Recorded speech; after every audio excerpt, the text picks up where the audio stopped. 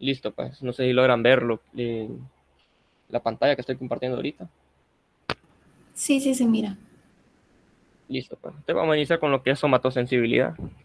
Y antes de empezar a esquematizar lo que son las vías, es bien importante conocer los receptores que tenemos o la clasificación de las fibras nerviosas. Tenemos que se clasifican como fibras mielínicas y fibras amielínicas. La velocidad de transmisión de estas fibras va a depender de la cantidad de mielina que tengan estas fibras nerviosas.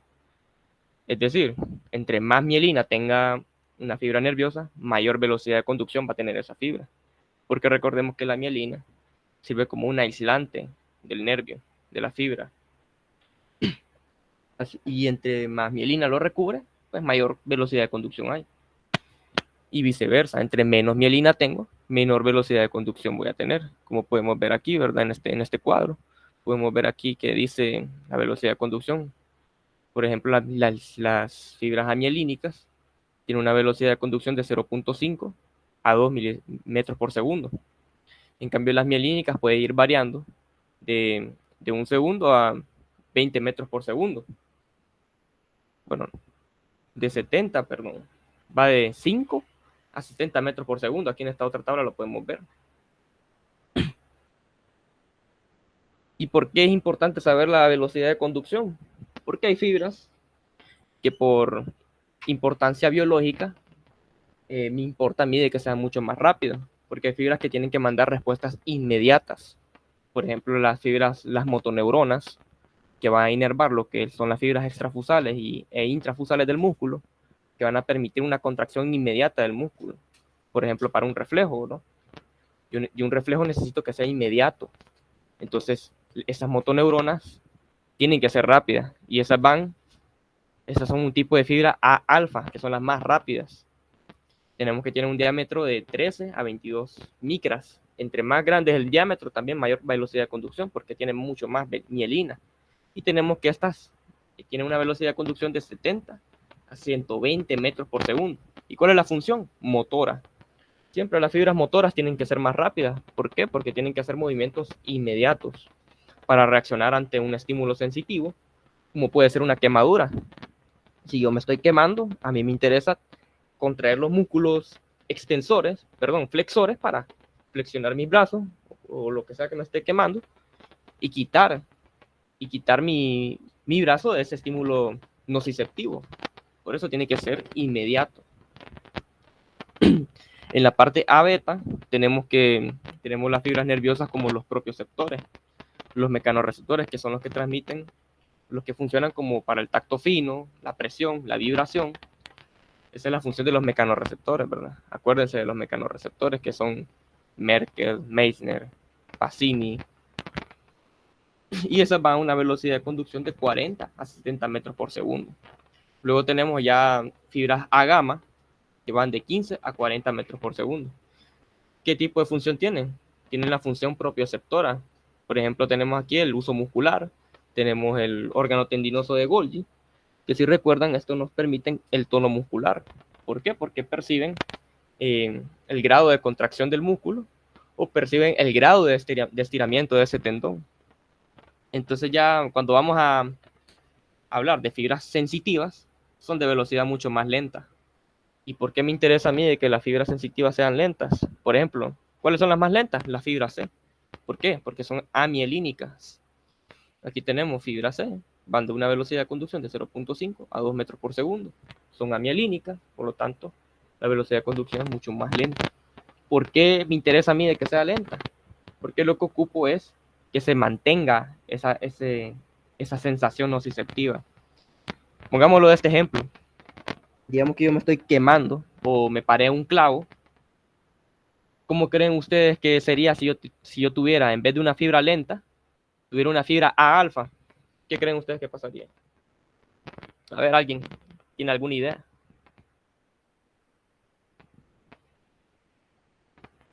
Me paro en un clavo y las fibras nociceptivas transmiten una velocidad de conducción de 70 a 120 metros por segundo. ¿Qué creen que me va a pasar? No registráramos bien el dolor. Exactamente, no vamos a registrar bien el dolor. Y lo que va a suceder es porque esto va a ser inmediato, se va a transmitir el dolor muy rápido y por ende no voy a mantener esa sensación dolorosa. Entonces lo que va a pasar es que yo voy a tener mi pie ensartado en ese clavo y no lo voy a quitar. Y voy a estar caminando con ese clavo hasta lesionarme, hasta llegar a una lesión severa. Ahora, ¿qué pasa? Como yo tengo una fibra C, que es lenta, yo me ensarto ese clavo en el pie y mantengo ese dolor. Digamos que yo me saco el clavo, ¿va? Porque yo reacciono inmediatamente, pero aún que me haya sacado el clavo, el dolor sigue persistiendo. ¿Y por qué? Porque de esa manera yo sigo protegiendo mi zona lesionada. ¿Cómo voy a proteger? Probablemente cojeando o renqueando, ¿verdad? No usando ese pie que me lesioné. Por eso es importante de que las fibras del dolor sean lentas. ¿Por qué? Porque mantienen esa sensación dolorosa de manera crónica. No sé si me di a entender. ¿Tienen alguna pregunta con eso? Entonces, si les preguntan en el examen cuáles son las fibras que transmiten dolor, ustedes ponen fibras A delta, con una velocidad de conducción de 5 a 15 metros por segundo, y la fibra C, de 0.2 a 2 metros por segundo. En el caso de las fibras A delta, son encargadas de enviar el dolor agudo, y en cambio las fibras C son responsables del dolor crónico. Dolor crónico así, dolor sordo, el dolor visceral, por ejemplo. Un dolor más prolongado. Y las A delta, pues es un dolor más agudo, como puede ser el caso de una picadura de mosquito, que es algo rápido. Y así sucesivamente, ¿verdad? Todo claro hasta esta parte. La clasificación de las fibras nerviosas, ¿va? Tenemos a alfa, que son las más rápidas, acuérdense, ¿no? A beta, que son de velocidad intermedia de 40 a 70 metros por segundo. Las A beta predominantemente son los propioceptores, los mecanorreceptores. Mecanorreceptores como cuáles: Merkel, Pacini, Meissner, que son encargados de el tacto fino, la presión, la vibración, el tacto epicrítico. Las A gamma, que tenemos los propioceptores, ¿verdad? El uso muscular, el órgano tendinoso de Golgi. Y los A delta y C, que dijimos que son para dolor. A delta, dolor agudo. Tipo C, dolor crónico. Cheque, pues. Yo creo que con eso ya estamos ahí en esa parte. Ahora, dicho eso, ya repasamos lo que son las fibras nerviosas. Vamos a hablar de la distribución de esas fibras en la médula espinal. ¿Por qué me interesa esto? Porque estas van a seguir estas rutas a la hora de ver la vía espinotalámica lateral, el cordón dorsal. Es importante ver por dónde viajan todas estas fibras. Tenemos aquí pues la médula espinal, lo que es la sustancia gris. En la sustancia gris de la médula espinal tenemos estas cosas que son las láminas de Rexet. ¿Cuántas láminas de Rexet tenemos? Tenemos 10 láminas de Rexet que se distribuyen de la siguiente manera, ¿verdad? De la 1 a la 5 van a llegar las fibras sensitivas. Fíjense bien aquí. Aquí van las fibras propioceptivas. Miren qué tipo de fibra es. Tipo A beta. Van a llegar las fibras del dolor, fibra A delta y fibra AC, que llegan al fascículo de Lucier, que es este que está aquí, que está en la comisura blanca, en la comisura posterior blanca. Esas fibras A delta, AC, que son las del dolor, como les mencionaba, bien, van a llegar a la lámina 2, a la lámina 5, lámina 4, 5. Hasta la 5 dijimos que llegan las fibras sensitivas, ¿verdad? En la lámina 5 aquí hay una interneurona que va a cruzar la frontera, que va a pasar por la lámina 10. La lámina 10 siempre sirve para las decusaciones. Y así sucesivamente, ¿verdad? Las fibras propioceptivas también llegan a la lámina 1, lámina 2, miramos que tenemos ocupadas por interneuronas como la célula de la sustancia gelatinosa, y así, ¿verdad? ¿Qué tenemos en las láminas 6, 8 y 9? Tenemos interneuronas, como cuáles, como esta que vemos aquí, las interneuronas que dijimos que permiten la decusación de las neuronas. Y las motoneuronas las tenemos en la lámina 7, 8 y 9. Siempre salen aquí, por ejemplo, las motoneuronas. Y las motoneuronas que salen por la raíz motora, la raíz ventral, esto es importante, ¿verdad? Esto es algo básico que tuvieron que haber visto en neuroanatomía. Acuérdense, siempre las fibras sensitivas van a entrar por la raíz dorsal, por el ganglio de la raíz dorsal, que van a abarcar, van a llegar de la lámina 1 a la lámina 5. Las fibras motoras van a salir por la raíz ventral, siempre. ¿Qué abarcan? Van a salir lámina 8, 9, lámina 8 y 9, van a salir las motoneuronas. ¿A qué velocidad de conducción dijimos que van las motoneuronas? A ver. 70, 120. De 70 a 120. Sí, son las más rápidas, sí, 70 a 120, aquí lo podemos observar. Y me interesa que sean rápidas, ¿por qué? Porque son las que van a mandar señales efectoras inmediatas, como cuáles, como un reflejo, como una contracción muscular inmediata. Y listo, entonces ya vimos la distribución de la médula espinal, sobre todo las láminas de Rexen, cómo se dividen, dónde entran las neuronas sensitivas, dónde salen las neuronas motoras, las motoneuronas, dónde se encuentran las interneuronas, desde la lámina 5, 6, 7, vamos a encontrar interneuronas. Hasta ahí todo claro. Yo sé que las láminas de Rexen suelen ser un poco confusas, ¿verdad? No se preocupen por eso, porque no es como que vayamos a preguntar a detalle específicamente a qué lámina de Rexen llega cada fibra, ¿va? Pero sí es importante que las conozcan. Entonces, bueno. Y pues bueno, vamos a empezar por la vía del cordón dorsal, ya entrando a tema ya como tal, ya que entendimos la velocidad de conducción, la importancia de la velocidad de conducción, el tipo de fibra que tenemos, la distribución en la médula espinal, sobre todo en la sustancia gris. Entonces vamos a hablar de lo que es la vía del cordón dorsal. A ver, ¿quién me quiere decir qué tipo de información lleva el cordón dorsal? ¿Qué tipo de sensaciones? Tacto Sensitiva. Sí, son sensitivas, son vías ascendentes. Las vías ascendentes llevan sensibilidad. ¿Pero qué tipo de sensibilidad? tacto Puede ser epicrítico. dolor, puede ser...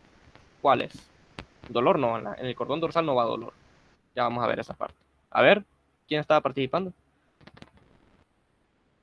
¿Se me escucha? No. Sí, sí se escucha. Ah, sí, bueno. Tacto epicrítico, Ajá, propiocepción, propiocepción, vibración vibración. y ya. Y un poquito de presión también. Exactamente. Vaya, ¿Qué mecanorreceptores son los encargados de llevar esas sensibilidades? El caso de la vibración. Meissner.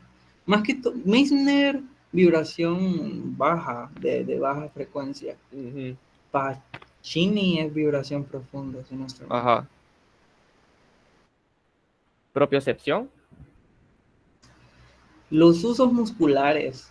usos musculares, los órganos tendinosos de Golgi. Y un poquito lo lleva también el Ruffini en las articulaciones. Ajá, Cápsulas Ruffini articulares. también. Esos mecanorreceptores son importantes que lo sepan. Eso lo vieron en ISTO incluso, en la práctica, si recuerdan la práctica de piel, ¿verdad? Que se encontraban todos estos mecanorreceptores que permitían estas sensibilidades. En fin. Continuando, ¿verdad? Ahora, ¿qué tipo de fibras son estos mecanorreceptores? A alfa, A beta, tipo C, tipo delta. ¿Qué tipo de fibras? Y su velocidad de conducción. Son rápidas, intermedias, lentas.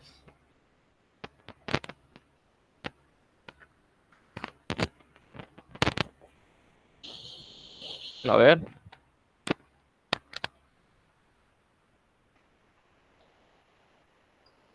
Bueno, los propioceptores, estos mecanorreceptores que les mencionamos, son fibras A beta y tienen una velocidad intermedia de 40 a 70 metros por segundo. Recuérdenlo.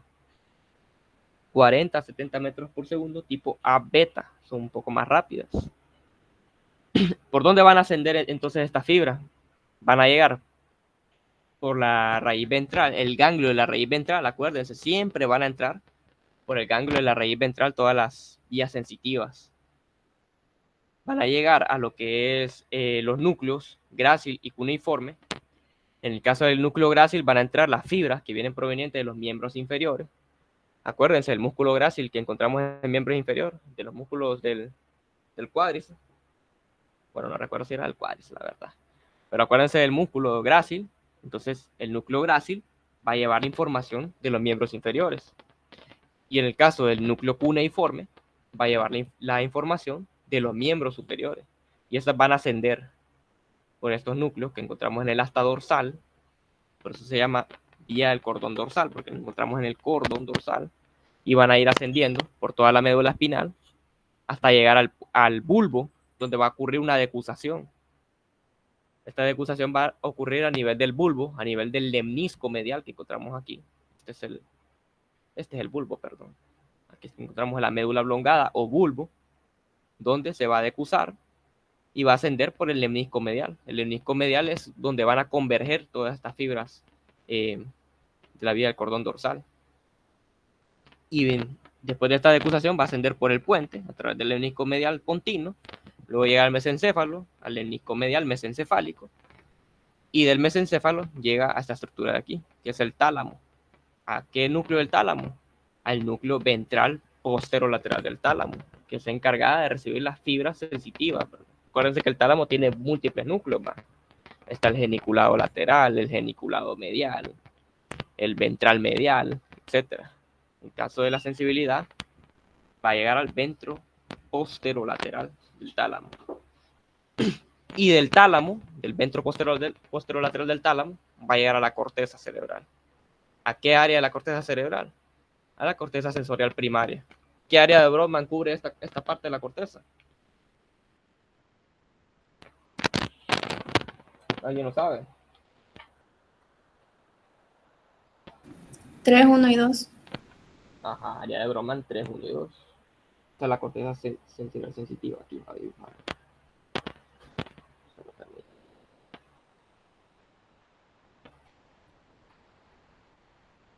DA 3, 1 y 2, porque esas son somatosensitivas primarias. Aquí van a llegar todas las fibras sensitivas, ¿verdad?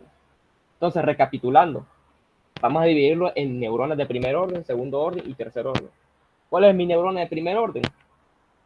Las fibras, los mecanorreceptores. Esa es mi neurona de primer orden, que va del ganglio de la raíz dorsal y llega a los núcleos del cordón dorsal. Esa es mi primera neurona. Aquí lo pueden ver, que hace sinapsis. Aquí, a los núcleos grácil y cuneiforme. ¿De qué miembros van a llegar la información al núcleo grácil? ¿Miembros inferiores o miembros superiores? El grácil. Grácil es miembro inferior. Exactamente, el miembro inferior va a recibir las aferencias de los corpúsculos de Pacini que vienen de los pies, por ejemplo. Y el núcleo cuneiforme va a recibir la información de los mecanorreceptores que vienen de las palmas de las manos, por ejemplo. Aquí, entonces aquí hace sinapsis la neurona de primer orden. Aquí va a poner número 1 para que sepan que es la neurona de primer orden. La neurona de segundo orden va de los núcleos grácil y cuneiforme y la va a llevar hacia el tálamo. Neurona de segundo orden. ¿A qué núcleo del tálamo? BPL, ventral posterolateral.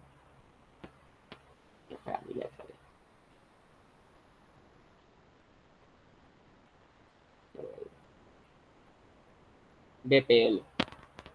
Y mi neurona de tercer orden va a llevar la información del BPL a la corteza somatosensitiva primaria. Neurona de tercer orden. Al área de Brodmann 3, 1 y 2. Cheque, ¿hay alguna duda hasta el momento?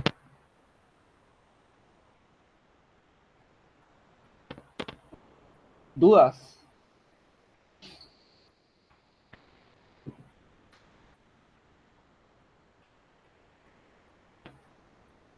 A ver, como repaso, ¿qué tipo de información lleva esta vía entonces?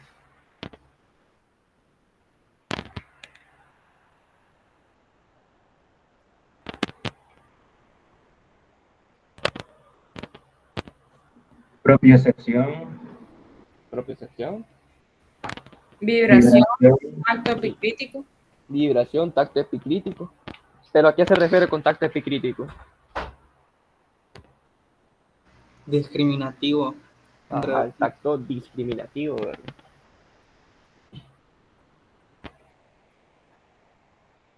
Y pues ese es el tipo de información que lleva la vía del cordón dorsal. ¿Dónde ocurre la decusación del cordón dorsal? Si les preguntan, vaya, una pregunta de tipo tipo completación, que les pongan dónde se decusan las fibras de la vía del cordón dorsal que van a poner ustedes. Bulbo raquídeo. En el bulbo raquídeo. Ahí ocurre la decusación de la vía del cordón dorsal. Listo, pues. Entonces pasamos a la siguiente vía, sensitiva. Esta es una vía sensitiva que dijimos que lleva propiocepción, tacto epicrítico, vibración. Ahora vamos con la vía del dolor. Espérame, Marco, solo una cosa, solo voy a agregarles Ajá. una cosa de la vía esta. Ey, si puedes, una, una parte de la información que lleva. Esta vía se caracteriza por llevar tres tipos de información, que es varestesia, palestesia y propiocepción consciente. O sea, la propiocepción es la que ustedes, bueno, ya saben dónde están sus partes del cuerpo sin la necesidad de verlas. Bien, y además de eso, el tacto discriminativo, en cierta parte, ¿ok? Son cuatro cositas. Como ya había mencionado, creo que, no me acuerdo si fue Daniel o Jordan, que dijo varestesia, varestesia es presión, palestesia es vibración. ¿Ok? Por si acaso eso lo miran en algún libro después, para que no se confundan con los nombres. O en el examen, si los ponen palestesia o varestesia, que no se vayan a confundir por el nombre, porque eso es lo que significa. Palestesia es vibración y varestesia es presión. ¿Ok?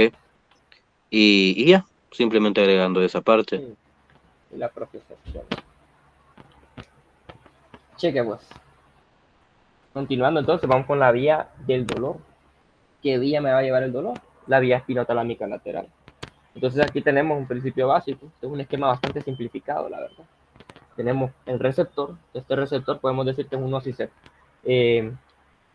Un receptor nociceptivo que son fibras A delta y la fibra C, que dijimos que son las fibras que transmiten el dolor. Las fibras C van a transmitir el dolor crónico y las fibras A delta van a transmitir el dolor agudo. Entonces aquí podemos tener termorreceptores y nociceptores. Eso es todo lo que transmite esta vía. Transmite dolor, temperatura y prurito, que es la picazón. Esas tres cosas. Entonces inicia desde el receptor, ¿verdad? Que dijimos.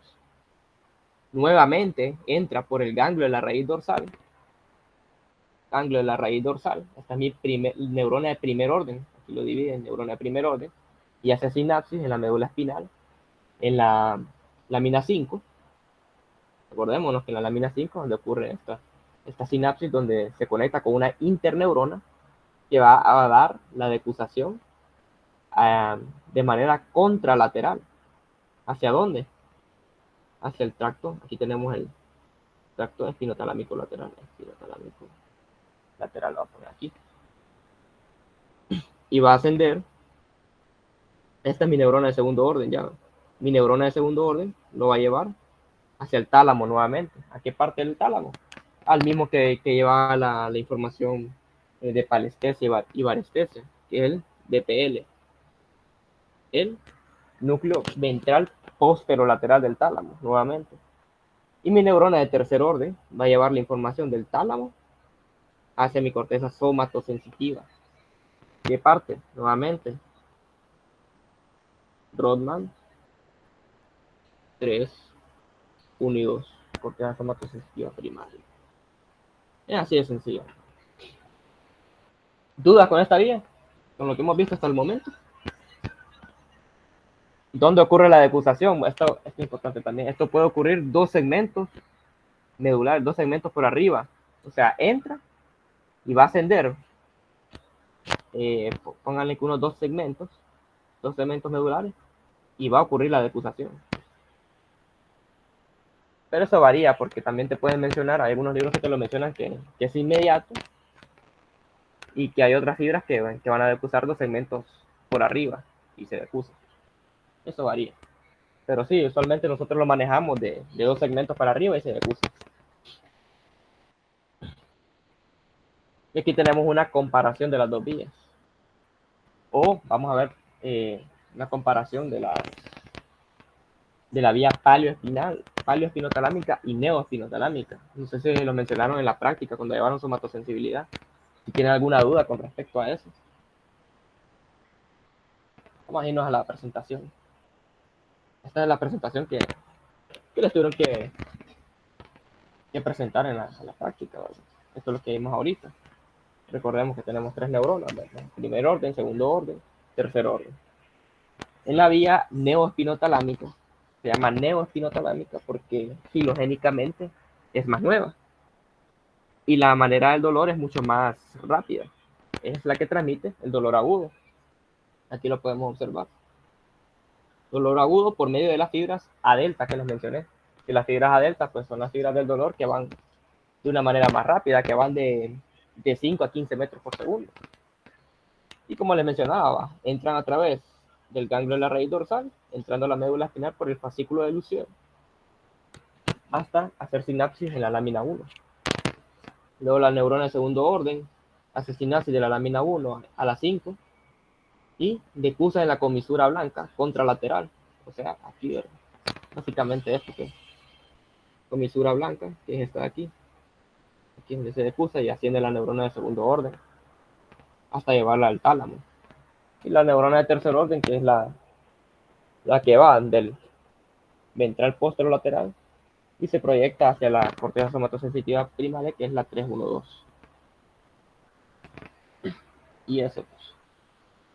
Esa es la neoespinotalámica. Es lo mismo en la vía espinotalámica lateral, pero se subdivide en neoespinotalámica y paleoespinotalámica. La paleoespinotalámica es la que lleva la fibra C, que es la que se encuentra aquí. Sistema paleoespinotalámico, que lleva la fibra C, que transmiten dolor lento, sordo y mal localizado. La diferencia de esta con la otra de la neoespinotalámica es que esta, en vez de llegar al BPL, bueno, sí llega al BPL, pero llega a los núcleos intralaminares. Núcleos intralaminares, llega a la corteza límbica. Aquí está subrayado. Hacer sinapsis en la formación reticular del bulbo de la protuberancia para activar el sistema de alerta. Llega a los folículos de la sustancia gris periaqueductal para modular el dolor, porque aquí en esta sustancia gris periaqueductal encontramos bastantes neuronas que liberan endorfinas. Las endorfinas nos permiten modular el dolor. Y los núcleos intralaminares del tálamo, que es la que conecta con el sistema límbico y la corteza prefrontal, y es la encargada del componente emocional del dolor. Por eso en el dolor sordo, el dolor lento, este dolor crónico, es más molesto, por así decir. Y no se puede localizar, ¿por qué? Porque estas fibras de dolor llegan a varias áreas del cerebro, entonces no permite a la corteza poder procesar varias fibras. Pero eso solo lo vamos a mencionar porque para no cargarlo mucho de información. Lo que nos interesa es que se sepan esto que les expliqué primero. Solo los mencionamos para que las conozcan, que existe una vía paleoespinotalámica y neoespinotalámica.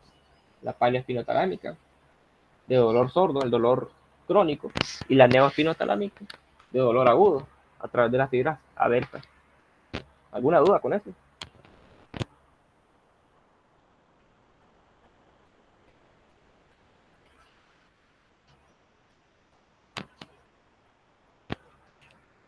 Entonces, volviendo, aparte de la corteza somatosensitiva primaria, tenemos la corteza de asociación, el BA5 y BA7.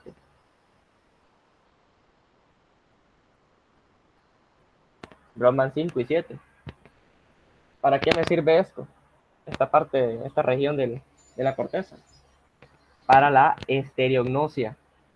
¿Qué me quiere decir qué es estereognosis?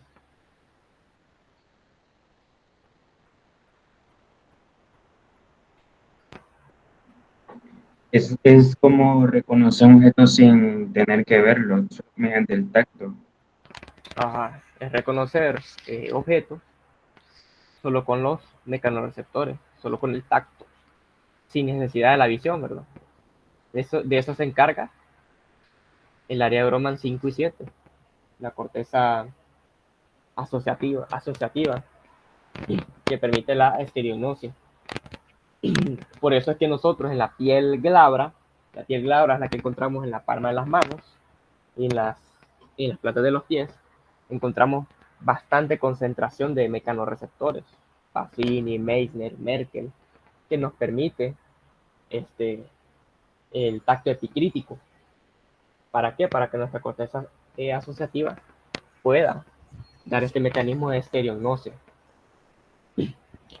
Y por ejemplo, en la piel pilosa, que es la que encontramos en el resto de nuestro cuerpo, como puede ser los brazos, la espalda, como no tenemos mecanorreceptores como los Meissner, el Pacini, no podemos nosotros procesar el tacto epicrítico.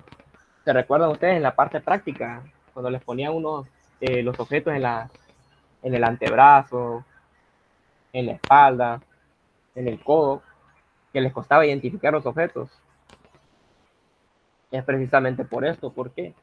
Porque en la piel pilosa no encontramos la misma densidad de receptores como los tenemos en las palmas de las manos y en las y en las plantas de los pies.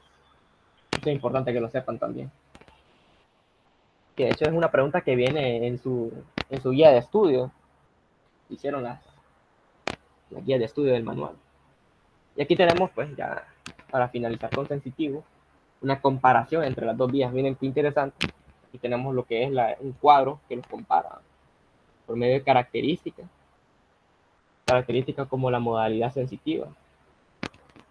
Tenemos que la vía anterolateral lleva dolor, temperatura y prurito. Y la vía del cordón dorsal lleva tacto fino, tacto epigrítico, vibración y propiocepción. O dicho de otra manera, varestesia, palestesia y propiocepción. Ahí está, tenemos esa diferencia en la modalidad sensitiva de ambas vías. Otra diferencia, la fibra de origen. ¿Qué tipo de fibra lleva la vía espinotalámica lateral? Si transmite dolor, obviamente va a llevar las fibras más lentas, las fibras amielínicas, como la tipo C, y la fibra A delta, que es mielínica, pero tiene una vaina de mielina bastante delgada. Entonces esta transmite una velocidad de conducción de 5 a 15 metros por segundo. La tipo C, de 0.5 a 2 metros por segundo. ¿Por qué habíamos dicho que era importante que sea lenta en el contexto del dolor? Dolor sostenido.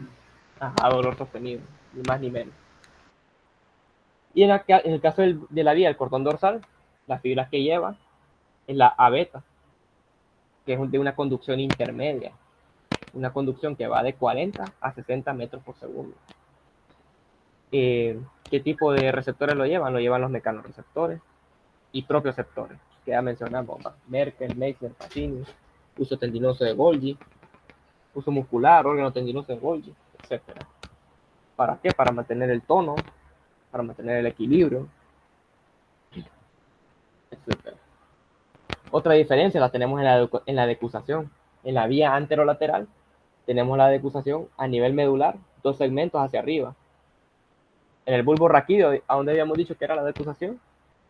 Perdón, en la vía del cordón dorsal, dijimos que la decusación era en el bulbo raquídeo, a nivel de la decusación del lemnisco medial. El lemnisco medial a nivel del bulbo raquídeo. Y la velocidad de conducción, pues, ya lo mencionamos. La del dolor es lenta, y la vía del cordón dorsal es más rápida. Cheque. Y esas son las diferencias de ambas vías. ¿Lo logra identificar? Yo creo que ahora sí ya queda claro qué tipo de información llevan estas vías, las diferencias anatómicas de estas vías, etc. ¿Y qué tienen en común estas dos vías? A ver. Sensibilidad. Sí, sensibilidad. Pero el tipo de sensibilidad cambia, pero a nivel anatómico, ¿qué tienen en común? Llegan al tálamo. Llegan al mismo núcleo del tálamo, al ventral posterolateral del tálamo, y llegan a la misma parte de la corteza somatosensitiva, al área de Broman 3, 1 y 2. Y también podemos decir que ambas entran por el ganglio de la raíz dorsal, porque eso es un principio básico. Toda la información sensitiva va a entrar por el ganglio de la raíz dorsal. Y esas son las cosas que tienen en común. Listo, pues. Con sensibilidad creo que ya estamos claros. Ya están preparados en esta parte para el examen. Entonces,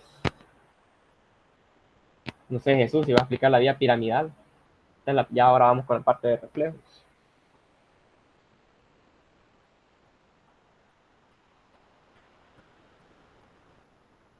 Bueno, sí. Ahorita voy a explicar la vía piramidal. ¿O vas a compartir vos pantalla? Sí, quiero compartir la pantalla. Ah, vaya. Vaya, Quiero, voy a dejarle quiero. compartir. Sí, por favor. Entonces,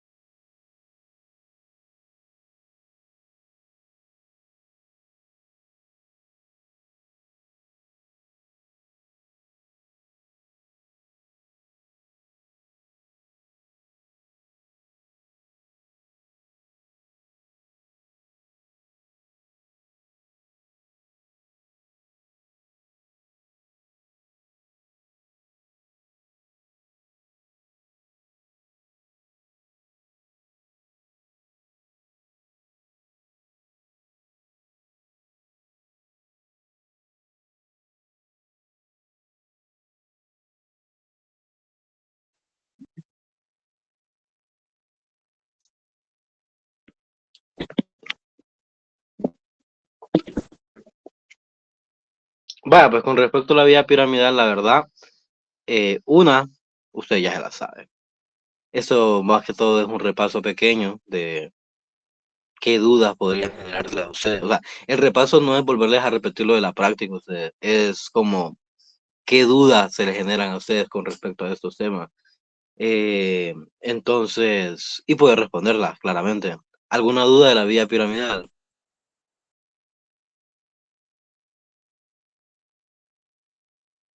¿Algún cuestionamiento? ¿Algo que se les vaya a ustedes? O sea, no sé, alguna estructura o algo. A ver, preguntemos para qué sirve la vía piramidal, a ver quién sabe. A ver, ¿qué funcionalidad tiene la vía piramidal? A ver. Movimiento voluntario. Ah, vaya, macizo.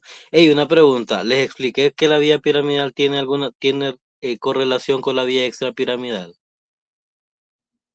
Sí, sí, en general mencionamos lo de los ganglios basales y todos los núcleos del Ah, tálamo, vaya. era el tálamo, perdón, del tronco. Lo que pasa es que no cerebelo. nos tocamos mucho, pero en sí sí mencionamos eso. Sobre todo lo Ah, ok, mencionamos para perdón. hablar para lesión de motoneurona superior. En general también, Ah, para hablar de que está encargado de del control del movimiento, en general. Pero no mucho más ah, que ok. eso. Entonces, Ok, ok, está bien. Entonces sí, vimos bastante de eso, entonces, macizo. Bueno, entonces solo repaso general. ¿Cuáles son de qué lóbulo de la corteza sale la vía piramidal? frontal, Ok, Frontal. lóbulo frontal. ¿De qué área de Bowman? 4 Vía 6 8 6, 8. 4, 6 y 6 y 4. 8. Aunque algunas fibras también salen de la somatosensorial primaria. Qué sublime, Jordan. Eso está muy bien. Ok, Sí. y de 4, 6 y 8, ¿cuál es el porcentaje que sale? Uy, 4 es 30%, 6 y 8 Es otro 33, 30%, y la 33. Si está aquí es otro 33. Vaya, que te da un 66%. Uy, no puedo escribir acá, 66%. Ok. Y de la 3, 3, 1 y 2, ¿cuánto sale, Jordan? ¿Te acordás? Ahí en el libro dice. mm, pues lo demás, ¿no? Lo que falta, pues, te preocupa, bobo. Si hay que llenar el vaso, llenémoslo con esto. Entonces, mira, del lóbulo frontal te vienen aproximadamente el 66% de los axones que decusan en la vía piramidal, o sea, de los axones que van bajando, de los axones que la forman. Y el 34% es del lóbulo parietal de la corteza 3, 1 y 2, o sea, somatosensitiva primaria. Y esto tiene un sentido, tiene una lógica. La lógica es básicamente tener una relación sensitivo-motora, o sea, de saber que por qué se está moviendo y cuando lo está moviendo, eh, de las cosas y ya, o sea, no tiene mucha cosa, la verdad. Pero esto se desencadena por la filogenética de la formación del sistema nervioso central. Bien, ok, entonces, ¿En qué capas se empiezan a formar en el lóbulo frontal? Es en la quinta capa histológica. ¿Por qué? Porque aquí hay unas mules, pedazos de células que estiran sus axones hasta llegar a la sustancia gris de la médula casi ustedes. Entonces, esas células se llaman las células gigantes de Betz o células piramidales gigantes. Son grandes, son literalmente gigantes ustedes. Porque tienen sus células piramidales normales que están distribuidas entre las demás capas de la corteza. Bien, y esta es una de las razones por la cual le podrían denominar vía piramidal. La verdad, la vía como tal, o sea, si ustedes la miran en los libros, se dice, o sea, formalmente, o sea, le dicen vía córtico-espinal. ¿Ok? No sé si se han fijado. Y vía piramidal solo creo que en Snell dice. Y en Barr creo que la menciona, pero en los esquemas, si no me acuerdo mal. Pero cuando están hablando en texto le dicen córtico-espinal. Bien. Entonces, este pequeño axonito de acá está en la corteza. Perdón, esta pequeña neurona está en la corteza. Y dice, ¡fua! Voy a estirar mi axón hasta llegar a la médula espinal. ¿Por qué? Porque quiero generar movimiento, porque soy otro rollo. Entonces, la bajada de los axones de las células gigantes de Betz van a formar esta estructura acá. Ok, esa no es como una estructura como tal, es simplemente el descenso de los axones de las células gigantes de Betz. Ok, pero ¿por qué lo mencionamos? Lo mencionamos porque en cierta imagen, en cierto estudio de imagen, se puede lograr ver la corona radiada. ¿Ok? Esa pequeña estructura acá se llama corona radiada. La corona radiada, que es el descenso de los axones que forman la vía piramidal. ¿Ok? Son un montón de axones y se puede lograr ver una pequeña proyección de esto en esa imagen, en un estudio de imagen llamado tomografía axial computarizada de un corte y en un plano coronal, ¿ok? Se puede lograr ver. Ahora bien, entonces, la distribución somatotópica de esto, obviamente, es relevante, ya que cada parte de esa corteza, cada parte de esa corteza tiene su área de movimiento, ¿ok? Entonces, en la corteza y en la corona radiada está bien extensa eso, está bien, no está tan compacto, ¿ok? Se empieza a compactar bastante cuando empezamos a tomar en cuenta el brazo, la cápsula interna, principalmente en su brazo posterior, obviamente. Ahora bien,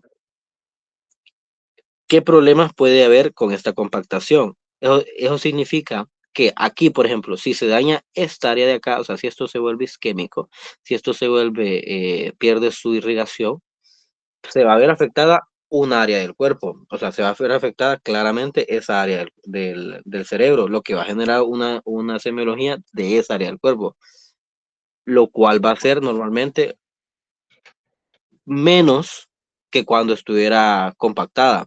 Ok, aquí podría ser, por ejemplo, un miembro superior, o el miembro superior derecho, pónganle. Si este es izquierda y este es derecha, este sería la afectación del miembro superior izquierdo, pero del miembro superior derecho. ¿Por qué? Porque se va a decusar y obviamente va a inervar la parte derecha del cuerpo si este es de izquierda. ¿Por qué? Porque ya saben ustedes que decusa. ¿Ok? En cambio, si hay una afección acá del mismo tamaño, ¿ok? Del mismo tamaño, si hay una afección ahí del mismo tamaño, va a afectar, no solo va a afectar el miembro superior, va a afectar también la cara y va a afectar también el pie, ¿ok? La crura, el miembro inferior. Entonces vas a tener mayor repercusión semiológica, ¿ok? No solo un miembro, sino que más. Y fíjense que lo bueno que ustedes comprendan esta vía es que podemos profundizar un poco en la parte interesante, en la parte que ustedes van a ver toda su vida, que es la clínica. Bien, entonces, un daño acá, un daño en esta área de acá, todo esto, todo tallo encefálico y médula en la vía piramidal, ya es un daño en un área compacta y va a tener una rica semiología, una rica clínica de síndrome motor neuronal superior, que ya vamos a dar un repaso de eso, ¿ok? Y además va a ser extensa las áreas que van a ser afectadas, porque aquí ya está compacto, ¿ok? Aquí ya pasó de ser, ya pasó por el embudo, que podría llamar embudo a la columna real, si querés, si te apetece. Por cierto, ¿qué es esto de acá? ¿Esto qué es? Tálamo. Ajá, es el tálamo.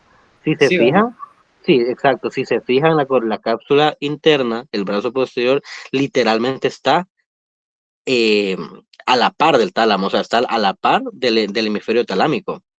Eso significa que estos dos comparten irrigaciones y significa que las mismas arterias que irrigan el tálamo están irrigando parte de la corona interna, la cápsula interna, lo que generalmente indica que normalmente cuando hay un infarto a nivel talámico va a afectar la cápsula interna. ¿Ok? Eso significa que no va a ser simplemente. ¿Y el tálamo de qué se encarga? Más que todo integración de todos los... Integrador. Exacto, es un centro integrador grande, de hecho. Entonces, la afección a este nivel de origen vascular, la afección a este nivel de origen vascular nos va a generar no solo repercusiones motoras, sino que también sensitivas. No les estoy diciendo que el tálamo sea parte de la vía piramidal. Perdónenme si entendieron eso, no es eso.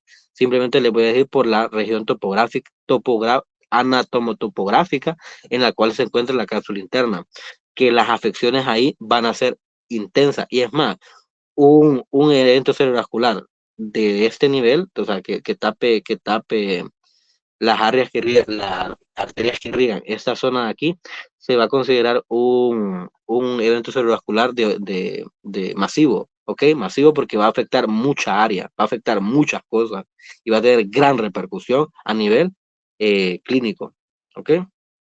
Bien, continuemos. Posteriormente va a pasar el tectum, ¿va? Y de ahí van a seguir descendiendo por mesencéfalo, puente y bulbo. Aquí en el tallo encefálico realmente no hace gran cosa. El mesencéfalo pasa por los pedúnculos cerebrales, no hace sinapsis con algo. Aquí los pedúnculos cerebrales de cada lado se pueden dividir en 5. Así más o menos. Pasa por los 3 y medio, ¿ok? Y en puente, pues sigue bajando. Y cuando llega a bulbo, genera una decusación. Ustedes cuando ven los cortes de bulbo, el bulbo superior, o sea, el bulbo superior se ve súper diferente al bulbo inferior. ¿Por qué? Porque se empiezan a formar bien las pirámides bulbales debido a la decusación que estas tienen, ¿ok? Y se ve bien diferente. Creo que no les han enseñado esos cortes. eh, no los pasé. Ok, se me olvidó pasarlos, de hecho. A ver si los busco después de los papás. Solo para que lo miren. O sea, esto de aquí no les voy a preguntar nada de eso. Eso de ahí es bien, la verdad, es un poquito más metido a rollo y no nos vamos a meter tanto a rollo. Ahora bien, al momento de excusar, recuerden aquí, va a excusar el 80% al 85% de las fibras y se va a continuar anterior del 20 al 15% de las fibras, claramente. Ok, al decusar, los que decusan van a formar el tracto córtico espinal lateral y los otros van a formar el tracto córtico espiral ventral, ¿ok? Y ya, van a salir por la parte anterior de la médula y chill, van a empezar a generar sus plexos y sus nervios motores periféricos, lo cual nos llega a la conclusión de que la motoneurona superior abarca desde la corteza somatosensitiva, de la corteza motora, hasta la sustancia blanca de la médula, antes de salir por la sustancia gris por la raíz ventral, ¿ok? Hasta aquí es motoneurona superior. Para allá es motoneurona inferior. Y la motoneurona inferior es lo que yo les estaba diciendo. La raíz ventral, plexos, troncos nerviosos y, y territorios nerviosos motores, ¿ok? Bien, ahora bien. Excelente. Ahora vamos a ver los síndromes de motoneurona superior, y el síndrome de motoneurona inferior. Bien, miren, la gente piensa y la gente cree que la falta de fuerza es lo único necesario para diferenciar si es un síndrome motoneuronal superior o inferior. Y esto es mentira. Que es una mentira, es una falsedad. No hay nada que te diga eso, pero la gente lo cree. Las dos te van a dar debilidad, de hecho. Que hay diferentes tipos de debilidad, ¿no? Que está la paresia, que es la debilidad parcial, y la plejía, que es la debilidad total, o sea, que no se mueve. ¿Ok? Hay diferencia, paresia, aplejía. Se lo voy a preguntar eso, fíjense. A un examen se lo va a poner. Eh, ahora bien, van a tener diferentes signos. Que esos signos van a ayudar a identificar entre motoneuronal superior e inferior. Una es el trofismo. Otra es el tono. Otra es los reflejos tendinosos. Esos tres nos van a ayudar bastante. Ahora bien, luego tenés algunos plus, como si hay fasciculaciones o no, la distribución de la debilidad. ¿Se acuerdan que yo les dije? Que si ocurre un daño a este nivel, se va a tener una rica clínica de síndrome motoneuronal superior debido a que estaban las fibras más compactas. Y en cambio, en síndrome motoneuronal inferior, por ejemplo, aquí ya están bien extensas, o sea, aquí ya están bien distribuidas en todo el cuerpo, ¿ok? Entonces van a ser, por ejemplo, diferentes, su clínica va a ser más segmentaria. Y los reflejos, si hay signos patognomónicos de síndrome motoneuronal superior, como Babinski, Trom y Trumber. ¿Ok? Bien, ahora, la atrofia, la afección del trofismo, en síndrome motoneuronal superior, sí va a haber. Aquí dice que ninguno, pero eso es una mentira, usted. No es ninguno. Va a ser tardía. Pero no va a ser dada por la patología como tal, sino que va a ser dada por el desuso. Entonces, la atrofia de motoneuronal superior es por el desuso de la extremidad, porque obviamente no la está moviendo, pues. Entonces, al no moverla, pues esta persona va a perder al no mover un músculo, esa persona va a perder un poco del tono, poco a poco, va a perder un poquito de la contracción muscular y se le va a debilitar la extremidad y le va a generar que se haga más chiquito el músculo. Pero va a ser tardía, va a ser con tiempo, va a ser 1 mes, 2 meses, ¿me entienden? O sea, largo, ya más crónico. Y en cambio, en motoneuronal superior es temprana, ¿ok? Es temprana, es una atrofia temprana. ¿Pero por qué una atrofia temprana? ¿Ok? Lo que va a ocurrir es que va a haber una desconexión acá, ¡fua! Superior. Solo va a estar trabajando esta zona de acá. Esta zona de acá no. ¿Ok? En motoneurona inferior, pues no va a estar trabajando, va a estar desconectada. Lo que va a generar que el músculo no tenga una conexión directa. Lo que va a generar una disminución en todo, de hecho. ¿Ok? En todo. Porque la motoneurona superior estaría dando órdenes, el general estaría dando órdenes, pero la motoneurona inferior estaría desconectada y no estuviera recibiendo nada. Entonces significa que habría una desconexión total. Y literalmente, desde el momento 1, el músculo se va a dejar de contraer, va a dejar de tener tono y además de eso, no va a estar dando respuesta. ¿Ok? Bien. Y esto, las miopatías, lo de las miopatías es cuando la afección es muscular, ustedes no le hagan caso a eso. No le hagan caso.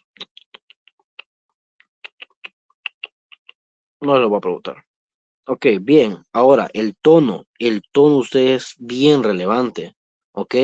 El tono es bien relevante.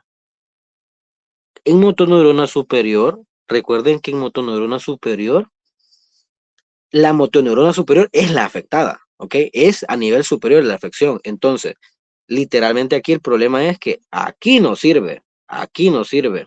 En motoneurona superior, aquí no sirve y aquí sí sirve.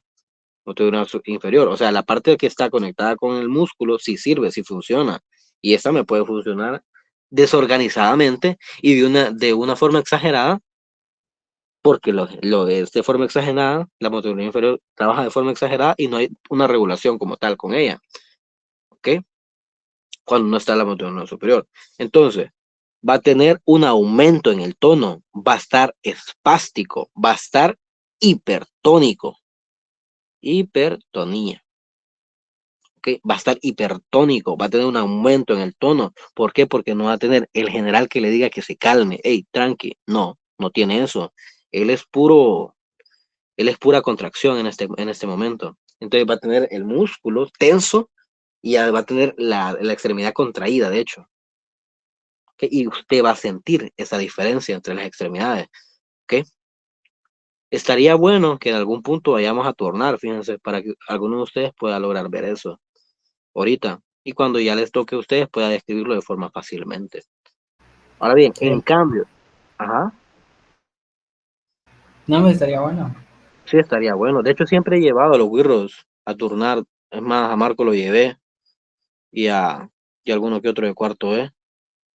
Porque es bueno que ustedes miren eso, porque así entienden lo que les estoy diciendo más rápido, pues.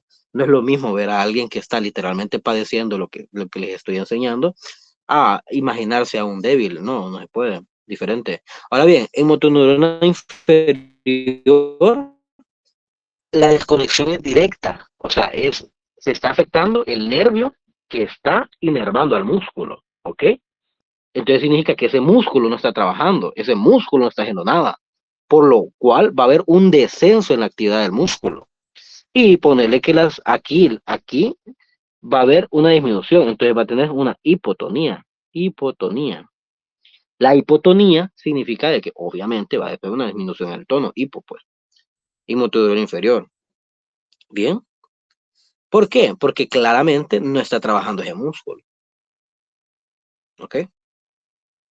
Una desconexión total. En el síndrome de motoneurona inferior hay una desconexión total, porque el daño es en motoneurona inferior. La motoneurona superior seguiría trabajando, pero ¿de qué me sirve? Que el patrón va a demandar a los trabajadores y el trabajador no esté trabajando. Ah, no, no me sirve mucho. ¿Ok? ¿Entienden? Ahora bien, con los reflejos tendinosos. Los reflejos tendinosos son relevantes, ustedes, y bastante. De hecho, por eso tenemos una práctica de completamente de esto, porque esta parte de acá, o sea, esta parte semiológica de acá, es algo que preguntan toda la vida, y es bueno de que desde ese momento ustedes lo vayan llevando. Tal vez no tan fresco, tal vez no tan rápido, tal vez no tan completo, pero puede ser que en algún punto esto les vaya a servir. De hecho, no en algún punto, yo sé que les va a servir. Entonces, ajá, vamos. Ok, cuando hay una afección en motoneurona superior, significa que la parte superior es la que no sirve, ¿ok? Y hay una conexión todavía en el músculo. Significa que va a tener respuestas exageradas, como la hipertonía, ¿ok? La hipertonía y la hiperreflexia, ¿ok? O clonus. Les enseño un video de clonus, van, sí. Si no, busquen clonus reflejo, ¿ok? ¿Por qué? Porque su respuesta es exagerada, por lo mismo que estamos hablando, hiporreflexia. Y en cambio, en el síndrome de motoneurona inferior, claramente hay una afección a nivel de la conexión nervo-miotónica y obviamente, pues no va a haber eh, una respuesta exagerada, no va a haber una respuesta disminuida porque la afección es directa. Entonces, uy, quieto, no se va a mover, o no se va a mover, o va a reflejar fasciculaciones o no. Si tiene fasciculaciones, es motoneurona inferior. Si no tiene, pues es superior. Y el signo de Babinski, por ejemplo, estos son los plus que son claros. Signo de Babinski. Por cierto, les voy a preguntar cómo se saca esto. Se lo voy a agregar. Se lo voy a preguntar. Esto. Se lo voy a preguntar. Eh, ¿cómo se evalúa el signo de Babinski? Y si realmente se llama así, es más. No es que sea, sí es un signo como tal, pero es la respuesta extensora de plantar, ¿ok? Respuesta extensora a plantar, porque la flexora es la normal. En personas mayores de 1.8, de 2 años, pónganle, más fácil. ¿Ok? Y el síndrome de motor neuronal va a estar presente motor neuronal superior va a estar presente y motor neuronal inferior nunca va a estar presente, igual que Troffman y Hoffman. Bien, entonces, y después la distribución de la debilidad. La distribución de la debilidad en superior va a ser algo más regional, ¿ok? Va a ser algo como, uy, todo el miembro superior, o sea, todo el miembro superior izquierdo, por ejemplo, ¿ok? Todo el miembro superior izquierdo. Y si la comparamos con la motoneuronal inferior, podría ser aquí, el miembro superior lo podríamos dividir en mano, antebrazo y brazo, por ejemplo. Este es un miembro superior. Esta es la mano, el antebrazo y el brazo. Ok, podría estar afectada solo la mano, podría estar afectado solo el brazo o solo el antebrazo. En cambio, aquí va a ser regional, va a ser todo el miembro superior izquierdo. Ok, todo, no lo va a poder mover todo. Y ya, eso sería la parte esta de acá. Qué relajo va. Bueno, no importa.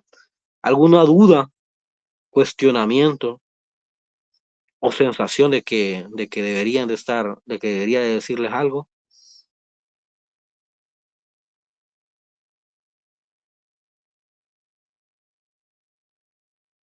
Ustedes pueden preguntar libremente, ustedes, la verdad, toda la vida.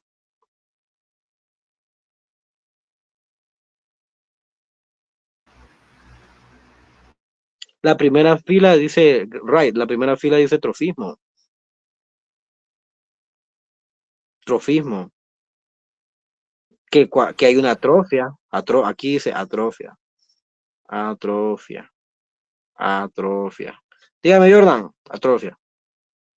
Quería preguntar cómo era cuando perdés totalmente la movilidad, ¿cómo era que se llamaba? Plejía. Eso es plejía. Cuando Plejía. pierdes totalmente la movilidad se llama plejía. Miren, sí, ¿saben qué? Les voy a enseñar lo de la evaluación de fuerza. Mírenme. La evaluación de fuerza se divide en 5. ¿Ok? Hay una técnica que se llama técnica de Mingasini. No me acuerdo bien cómo se llama. Sí, sí, técnica de Mingasini. Entonces, esta consiste para miembro superior, consiste en elevar los brazos, bracitos, ambos brazos, cerrar los ojos durante más de 10 segundos. ¿Ok? Que puede aguantar durante más de 10 segundos. Y esto es lo correcto, lo normal. Pero hay una distribución en la escala de fuerza. Y eso es para evaluar fuerza. La maniobra de Mingasini es para evaluar fuerza. Y tenemos una escala. Por ejemplo, vamos a irnos desde lo peor a lo mejor. De la gente más tostada a la gente más crack. Tenés 0, 1, 2, 3, 4 y 5.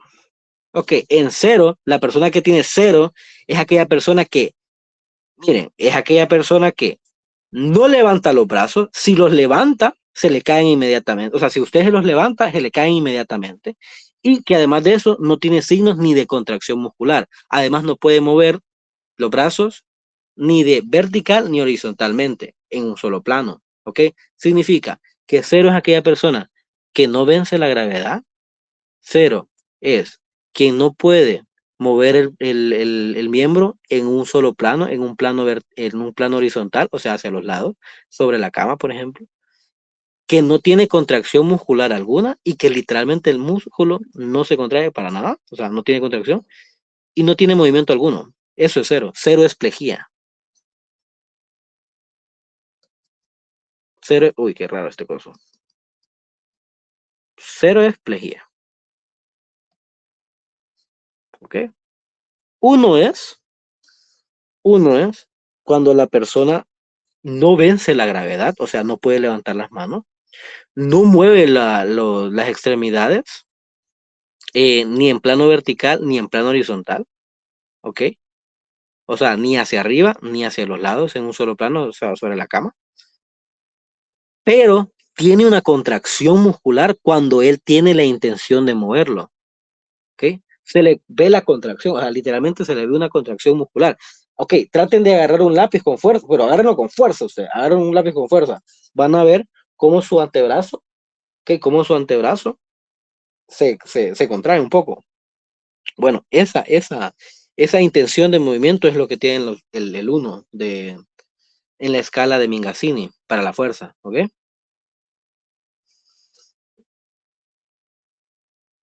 Ok. ¿Cómo es? Ajá. Tiene parecia. Aquí las 4 son parecias. Las 4 son parecias. Perdón, del 1 al 4 es parecia. 5 es lo normal. Ok, parecia. Ok, contracción muscular. Solamente eso tiene. Bien. En el 2 es aquella persona que es aquella persona que viene, no vence la gravedad del movimiento, usted le levanta las manos y se le cae inmediatamente. Ok, vence el plano vertical del movimiento, pero cuando usted lo hace que lo mueva sobre el plano horizontal, o sea, sobre la cama, esa persona sí es capaz de moverse sobre la cama, que sobre la cama, esa extremidad, o sea, moverla hacia los lados, horizontalmente. Okay. Esta es una parecia donde tiene movimientos en plano horizontal. Sí, la verdad. Ok, 3. Esa es aquella persona que sí puede levantar los brazos, simplemente que se le vence inmediatamente al movimiento. O sea, sí los puede mantener un poquito arriba, pero se le caen inmediatamente, ¿ok? No los puede mantener.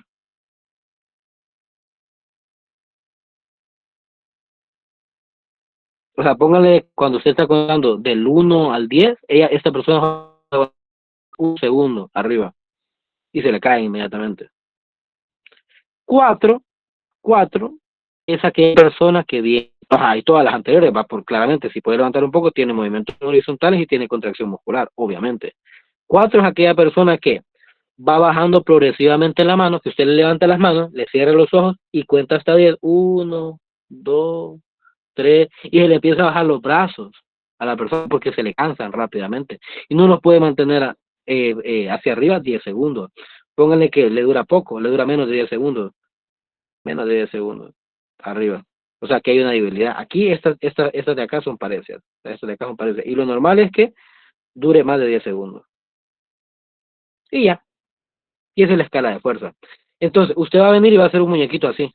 Como el de reflejos. Pucha, espera. Como el de reflejos.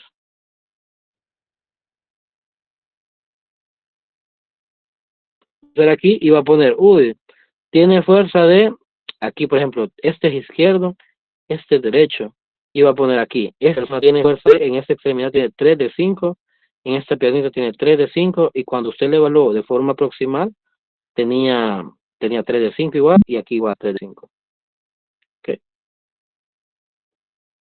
Porque se evalúa fuerza proximal, o sea, el brazo, y fuerza distal, o sea, el antebrazo. Por cierto, el brazo, o sea, obviamente por anatomía, los músculos del brazo mueven el antebrazo, ¿va? Y los músculos del antebrazo mueven la mano, o sea, solo para que ustedes vean por qué se evalúa así. Bueno, está. Ajá. Bueno, y aquí tienen 5 de 5 ustedes. Aquí tienen 5 de 5, aquí está chill. Vaya, Daniel, interpretame esto conforme a lo que te acabo de enseñar. Ok, bueno, a ver si entiendo. 3 de 5 en miembros izquierdos. Por ende, a ver, sería así. 3 de 5 dicen miembro izquierdo, ¿va? Que no veo Ajá. bien. Ajá. Sí, 3 de 5, 3 de 5. En todo el hemicuerpo izquierdo tiene 3 de Entonces, 5. Es más, exacto. Todo el cuando vos le evaluaste, esta persona no podía mover esta parte de la cara. puede mover la cara. Entonces, no puede moverla muy bien, más o menos. Ah, Entonces, descríbame, doctor, en la escala, o sea, cuando usted evaluó Mingasini, ¿qué fue lo que observó? cuando evalué qué fue lo que observé. Ajá, cuando usted evaluó la fuerza, ¿qué fue lo que observó? Que que en el hemicuerpo, a ver, dice así, que en el hemicuerpo izquierdo, pues no puede mantener una contracción por más de un segundo. Si no estoy mal. Que normalmente usted la levantó, usted le puso las manos y la mano izquierda le cayó inmediatamente, ¿va? Y él mantuvo la mano derecha arriba. Ahora bien, doctor, ¿dónde está la afección? Sí, la afección diría que está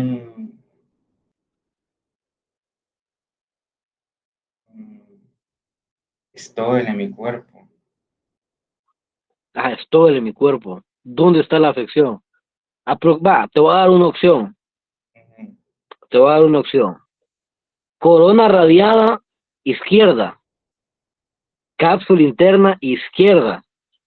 Cápsula interna derecha. Pedúnculos cerebrales izquierdos. ¿Cuál? ¿Dónde está? Pues es todo en mi cuerpo. La zona más concentrada de las que diste, si no estoy mal, es el brazo posterior de la cápsula interna derecha. Ajá, pero ¿por qué derecha, doctor, y no izquierda? Si la afección está en la izquierda. Porque hay por la decusación piramidal, ¿no? ¿Cómo? Por la decusación. A nivel vulvar, ¿verdad? Que todo lo que está en izquierda es porque está realmente inervado por el hemiencéfalo derecho. Muy bien, doctor. Sublime. Okay. Vaya, muy bien. Ahora, cipotes. Le voy a poner un caso clínico bien sencillo, fíjense, porque me caen muy bien. Vamos a ver, este lo vamos a poner. Tapeado, ¿dónde está el examen?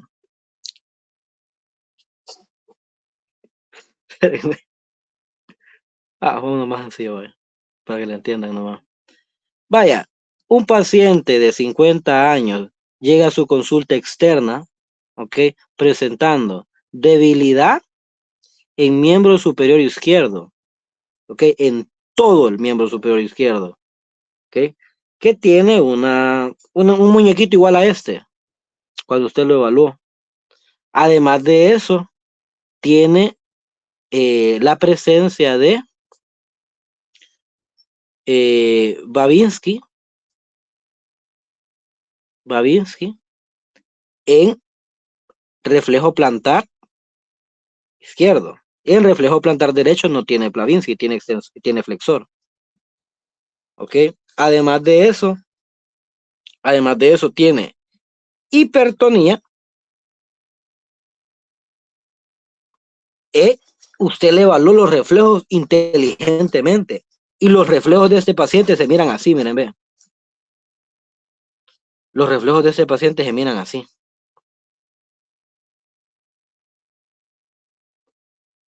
¿Se acuerdan de la escala de reflejos? Va. 0 es arreflexia. Una cruz es hiporreflexia. 2 cruces es normoreflexia. 3 cruces hiperreflexia. Y 4 cruces clonus. Ok. Cuando usted evaluó izquierda-derecha, usted inteligentemente encontró un clonus en el reflejo tricipital. Encontró un clonus. Aquí es encontró un clonus. Y acá, hiperreflexico el cipote. Pero acá normal. ¿Dónde está la afección? Opción A, lóbulo frontal.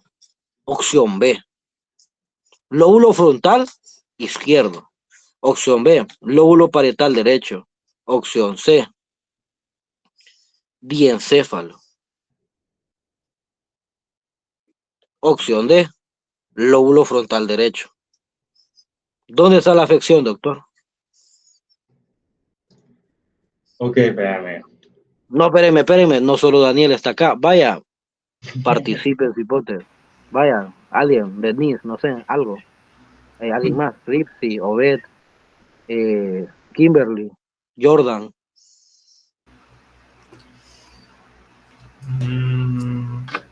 Interesante.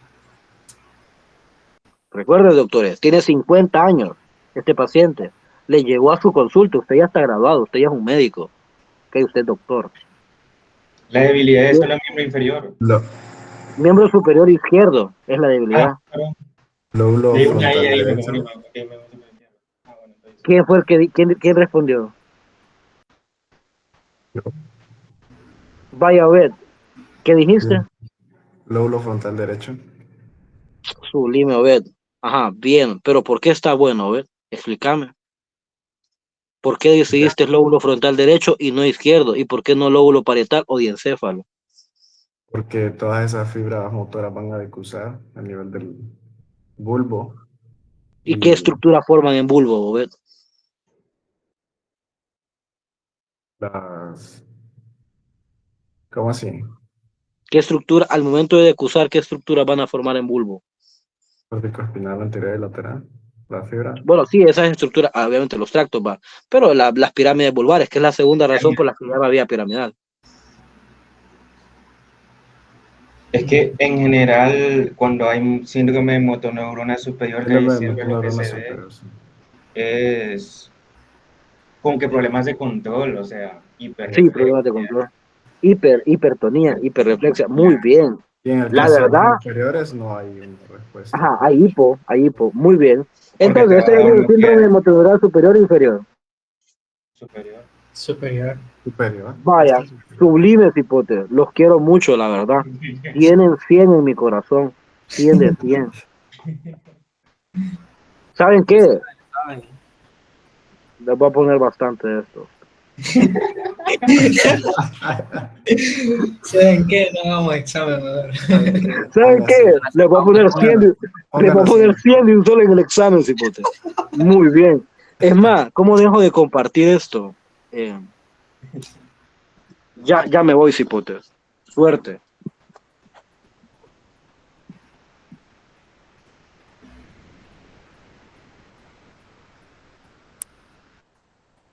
Preguntaron algo.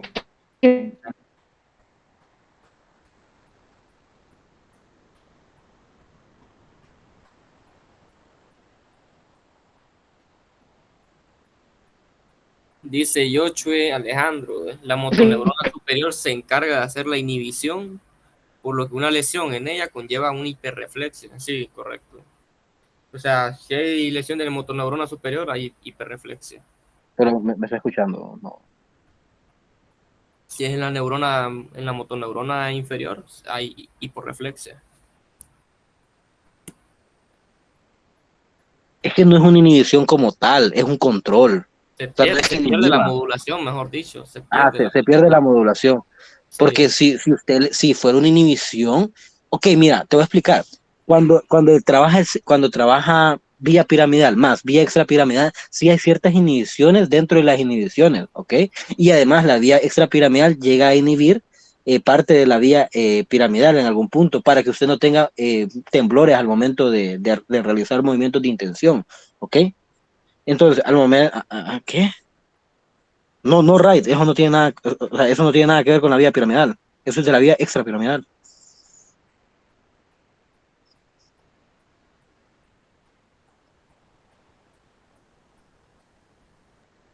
Eso es lo que mencionaste ahorita de la vía extrapiramidal. La vía piramidal o sea, no tiene conexión con el cerebelo. Simplemente que al momento de trabajar juntas, pues, inhibe ciertos movimientos y los vuelve más finos, vuelve los movimientos voluntarios más finos, para que usted no tenga temblores ni errores al movimiento. ¿Ok? Simplemente eso, no es una inhibición como tal, sino que un control, una modulación. ¿Ok? Es el jefe, por eso. Bueno. Acuérdense de la vía extrapiramidal, lo que modula son los movimientos involuntarios, el equilibrio, el tono muscular. Eso es la función de las vías extrapiramidales. Y la corticoespinal, la vía piramidal como tal, es el control de movimientos finos, la modulación sensitiva, ¿verdad? La precisión, y es voluntario, eso recuerden, ¿no? Entonces, no sé si logran ver lo que estoy compartiendo. Sí, va. Bueno, para los que, o sea, cuando dice motoneurona inferior, Ustedes se dan cuenta de que se refieren a las motoneuronas alfa y gamma, que son estas las que inervan los músculos. Y motoneurona superior son todas esas neuronas que encontramos aquí en la médula espinal, la neurona de tracto, las que vienen de la corteza. Digamos que esta es la corteza. Esta es motoneurona superior. Motoneurona inferior es la que sale de aquí de la raíz ventral, que va a inervar el músculo como tal. Entonces yo tengo la motoneurona inferior lesionada, tengo lo que es hiporreflexia, pierdo el tono muscular, se me atrofia el músculo, etcétera, porque me desensibilizo el músculo como tal. Y si tengo la lesión aquí en la motoneurona superior, en la neurona de tracto, lo que pierdo es la modulación de la sensibilidad. Por lo tanto, si está alterada, tenemos lo que es la hiperreflexia, la espasticidad, el signo de Da Vinci positivo, etcétera. Se pierde el control de los movimientos. Y eso va. Entonces vamos a continuar siempre con reflejos, pero ahora vamos con lo que es el reflejo fotomotor. ¿Quién se acuerda de las partes del arco reflejo? ¿Quién me lo puede decir? Partes del arco reflejo. El receptor, Ajá, el número 1, el receptor. vía aferente, Vía aferente que lleva la información. Ajá. Centro integrador, Centro integrador. vía eferente y el efector. Y el efector, correcto. Entonces aquí básicamente lo que tenemos es un arco reflejo. El arco reflejo del reflejo fotomotor consensuado. ¿Cómo es el reflejo fotomotor consensuado? Básicamente ocurre, permítanme, ocurre de la siguiente manera. Yo estoy estimulando con luz mi ojo izquierdo, vamos a decir. Yo pongo mi mano aquí para tapar el otro ojo, para que no se vaya a sensibilizar el ojo derecho, en este caso, de la luz que está recibiendo el ojo izquierdo. Entonces mi ojo izquierdo, por medio de la retina, que es mi receptor, la retina, va a percibir esa luz y esa información visual va a viajar a través del nervio óptico, ¿verdad? Viaja por aquí a través del nervio óptico. Acuérdense que las fibras del nervio óptico se usan las fibras nasales y las fibras temporales siguen su lado ipsilateral, sigue su recorrido y esa fibra va a llegar al núcleo pretectal del mesencéfalo. Aquí ve, núcleo pretectal del mesencéfalo, y hace sinapsis con una neurona bipolar. Esa neurona bipolar, la sinapsis va, y la lleva hacia el núcleo de Edinger-Westphal. ¿Por qué bipolar? Porque hace sinapsis con el núcleo de Edinger-Westphal del lado izquierdo y con el núcleo de Edinger-Westphal del lado derecho. Si ustedes se fijan, el núcleo de Edinger-Westphal. El núcleo de Edinger-Westphal es un núcleo parasimpático del nervio oculomotor, que es nuestro tercer par craneal. Entonces, como ocurre esta bineuralabilidad, van a salir, ¿verdad?, del núcleo de Edinger-Westphal, que este es mi centro, este es mi efector, este es mi centro integrador. Todo lo que es el núcleo pretectal y el núcleo de Edinger-Westphal es mi centro integrador, porque aquí se va a ocurrir este circuito neuronal, ¿verdad? Esta sinapsis de manera bineural que va a conectar mi neurona de segundo orden, en este caso, que la lleva el núcleo pretectal, a los dos núcleos de Edinger-Westphal, tanto ipsilateral como contralateral. Y del núcleo de Edinger-Westphal sale mi nervio oculomotor.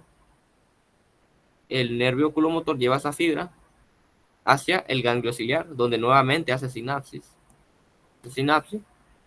Y lleva las fibras postganglionares hacia el músculo constrictor de la pupila, el esfínter del iris. ¿Para qué? Para generar la miosis. Y ese es el reflejo fotomotor consensuado. Genera miosis en el ojo donde recibo el estímulo luminoso y en el ojo contralateral genera la miosis. ¿Por qué? Porque acordémonos de que del núcleo pretectal hay una neurona bipolar que hace el sinapsis con los dos núcleos de Edinger-Westphal, y del núcleo de Edinger-Westphal sale el oculomotor, y del oculomotor pasa al ganglio ciliar, y el ganglio ciliar, por medio de neuronas postganglionares, generan lo que es la contracción del músculo, del esfínter de la pupila para generar lo que es miosis. Entonces, resumen, si les pregunto, en orden, ¿cuál es mi receptor? ¿Cuál dijimos que era nuestro receptor de arco reflejo?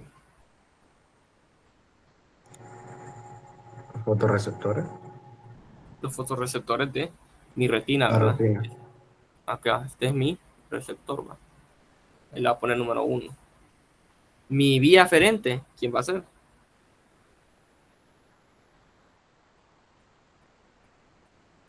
La vía aferente, Vía visual. el nervio óptico. Ok. Sí, podríamos decir que sí, todo lo que es la vía visual. Pero cuando nos referimos a vía visual, acordate que es cuando llega al núcleo geniculado lateral del tálamo. Esa es la vía visual. Y sí llegan, pero acordate que las fibras del nervio óptico tienen 4 rutas, ¿va?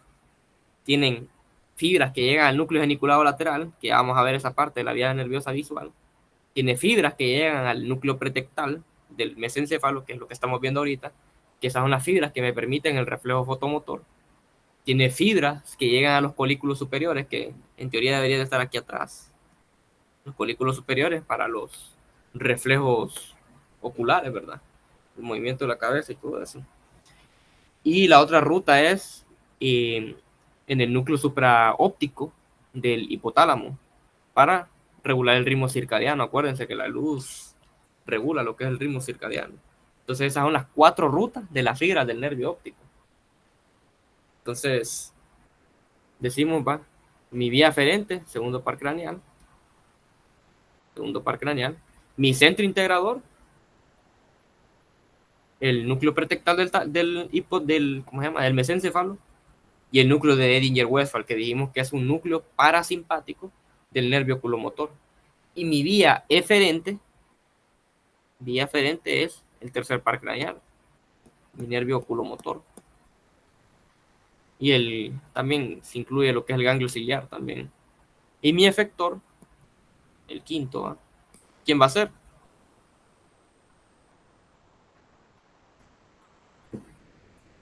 ¿Quién es el efector de este arco reflejo?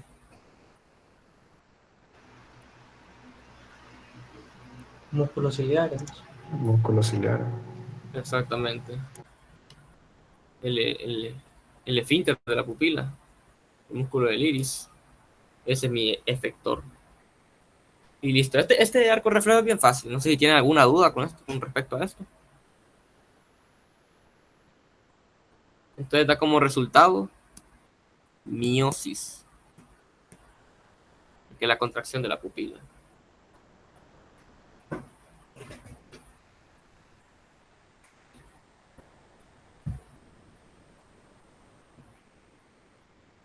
¿Dudas con respecto a esto?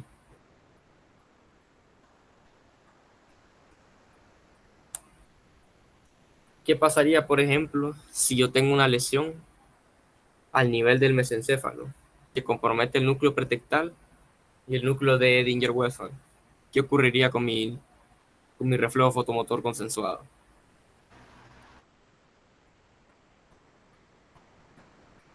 No habría. No habría, lo perdería, ¿verdad? Esto ocurre, por ejemplo, en traumatismos cerebrales, por edema cerebral, por coágulos, cuando se comprometen estas áreas cerebrales. Por eso es importante en la clínica determinar si hay pérdida del reflejo fotomotor, porque si hay pérdida del reflejo fotomotor quiere decir de que ese paciente está grave. Ese paciente probablemente un coágulo le está obstruyendo estas estructuras importantes como el mesencéfalo. Y listo, esa es la importancia.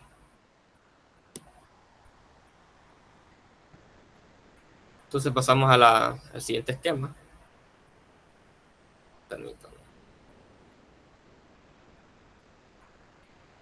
Que ya es la vía visual como tal. Esta sí es la vía nerviosa visual.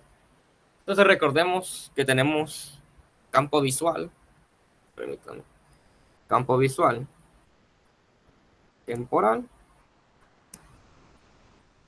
campo visual nasal. El campo visual nasal lo va a percibir la retina temporal. Esta es mi retina temporal. Esta es mi retina nasal. El campo nasal temporal lo va a percibir mi retina nasal. Listo, me siguen la secuencia. Acuérdense porque las imágenes que percibe la retina son invertidas. Por eso se menciona esto, ¿verdad? Listo.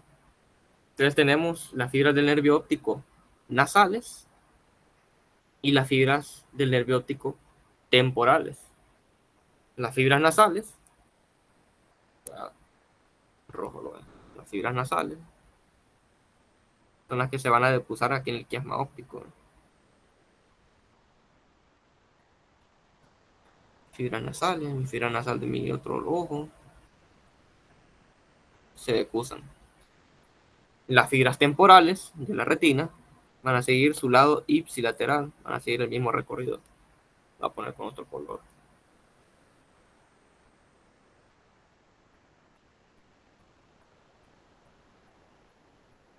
Siguen su recorrido ipsilateral del mismo lado.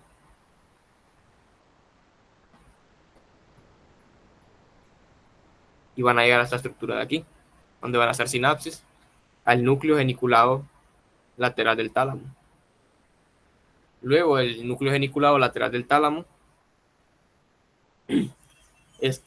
va a hacer sinapsis con estas otras neuronas que van a llevar la información a través del tracto genículo calcarino, el fascículo genículo calcarino, la va a llevar a la corteza occipital.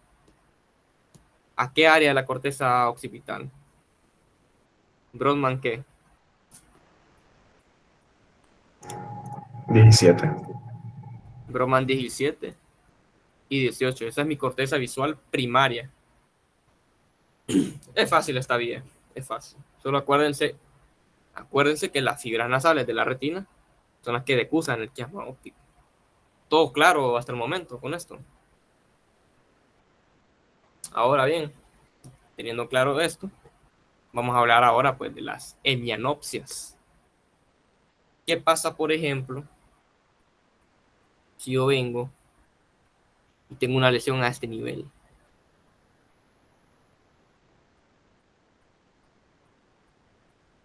¿Qué pasaría? Estoy abarcando todo el nervio óptico, ¿verdad? Anopsia. Anopsia o Anopsia. ceguera. Sería ceguera.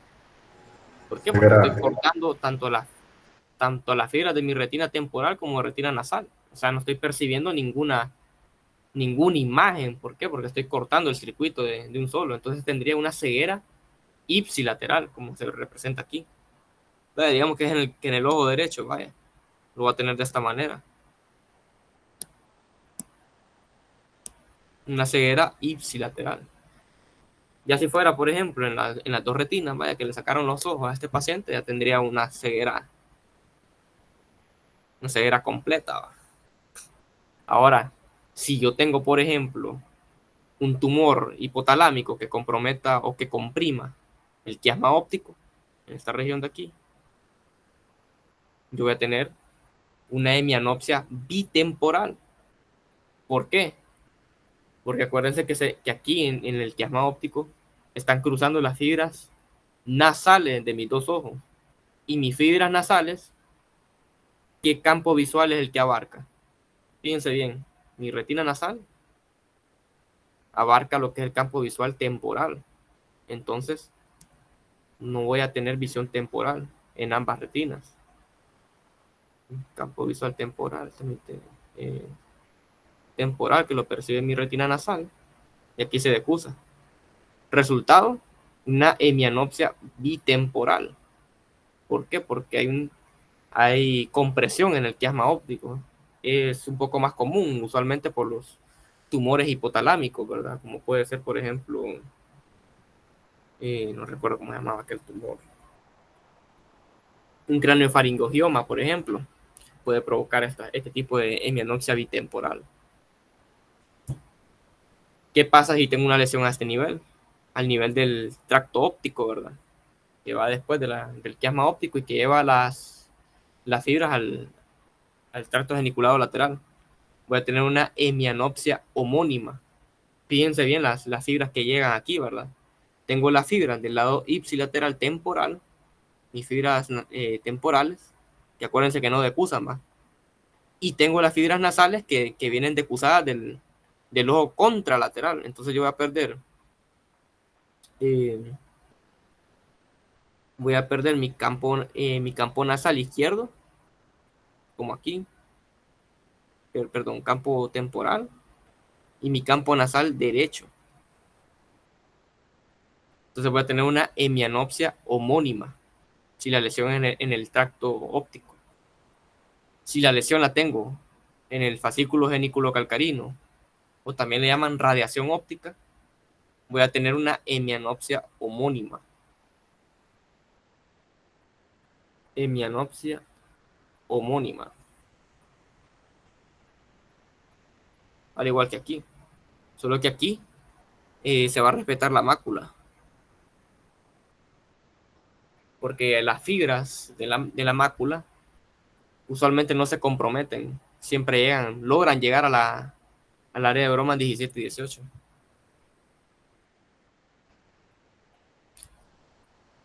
Y aquí tenemos nuevamente, esta es la parte del tracto geniculocalcarino. El tracto geniculocalcarino se divide en dos tipos de fibras.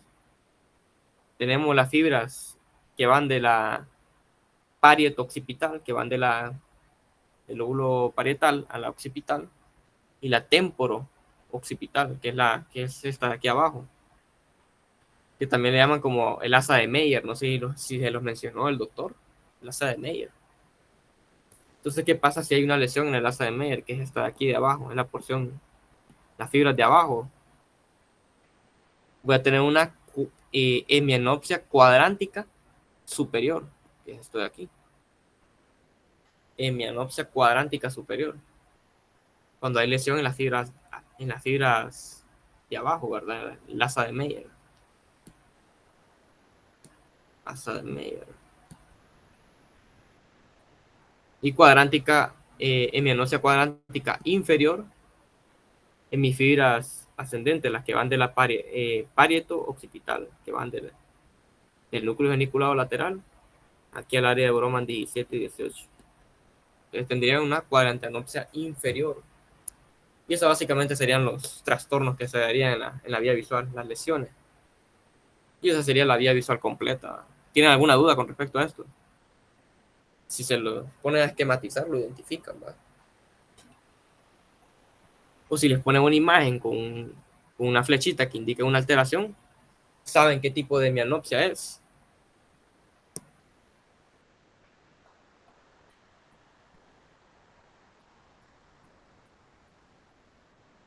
Esto la verdad que está fácil. La vía nerviosa visual. Y pues no sé si tienen algún otro tipo de duda. Si no, yo creo que daríamos por terminado el repaso. No sé si está Giovanna conectada.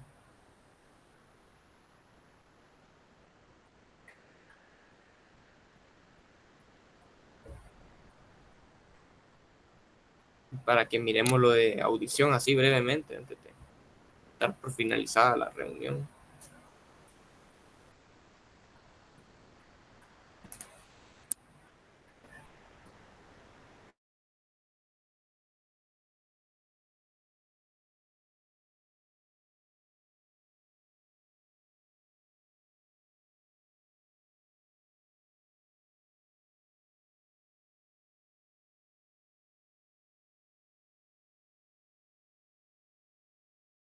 Y ustedes, disculpen, ¿tienen alguna otra duda? Algo, dudas, así que les nazca a ustedes preguntar, saber, conocer, entender, comprender.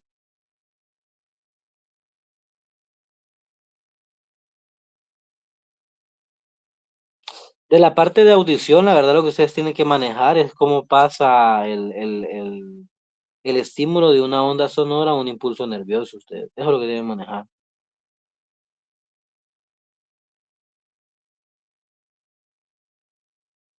Y obviamente la despolarización de la... Bueno, la verdad sí pueden manejar el ciclo de la redoxina. pero en sí, Lo podemos ver. El ciclo de la ¿pero qué? rodopsina. ¿Le querés explicar eso? Vamos a meternos a la presentación de visión. Vaya, pues, O creo que está en el manual, de hecho. bueno, Está en el manual. ¿No está en el manual? Sí está en el manual. Permítanme.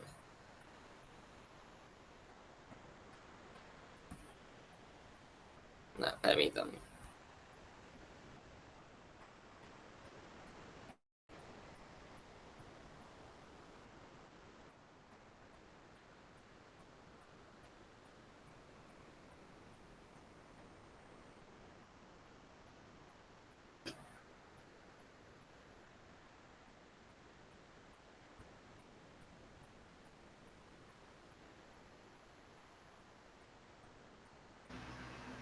Quería preguntar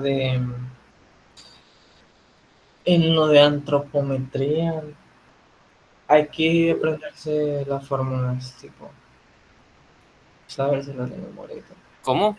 Lo de las fórmulas. ¿Sí? La antropometría, la verdad que es sencillo. Más que todo tienen que dominar, obviamente, cómo sacar el índice de masa corporal. ¿Va? Acuérdense que es peso en kilogramos entre talla metro cuadrado. Eso, básicamente. Ah, vale. Y la fórmula. Y saber, por ejemplo, la clasificación de la obesidad. Eso, cuándo es sobrepeso, cuándo es obesidad tipo 1, tipo 2. Esas cosas son importantes. Esa parte no la vamos a repasar porque esa es bien. Lo dejamos más a ustedes porque es más sencillo. Entonces, decían ciclo de la rodopsina, ¿verdad? Primero, ¿para qué me sirve la rodopsina? Permítanme, que me están llamando. Permítanme.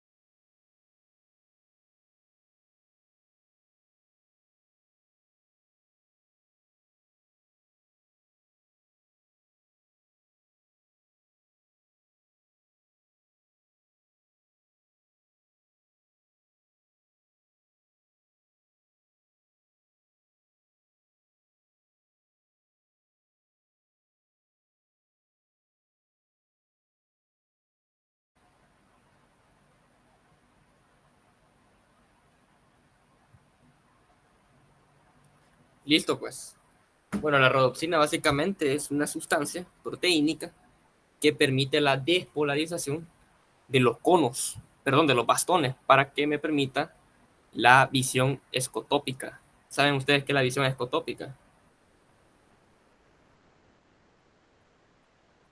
Visión escotópica. ¿Blanco y negro o no? Ajá, la visión en blanco y negro, ¿verdad?